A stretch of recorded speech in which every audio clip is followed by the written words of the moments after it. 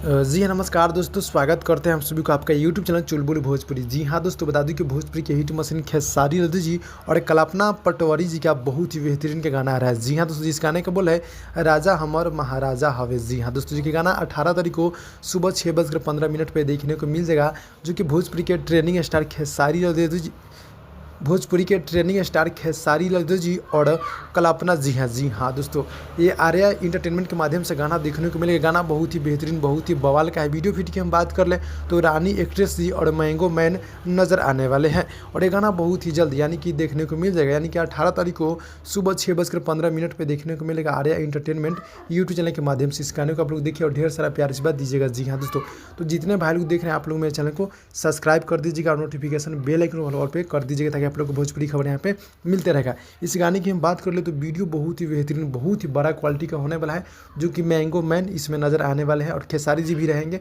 जो कि बहुत ही बेहतरीन का गाना है। जी हाँ दोस्तों, राजा हमार महाराजा हवे। जी हाँ दोस्तों, ये गाना वायरल सॉन्ग है, जो कि इस बार लगन में बहुत ही बेहतरीन का काम करने वाला है गाना। तो मिलते हैं अगली वीडियो में, तब तक के लिए धन्यवाद।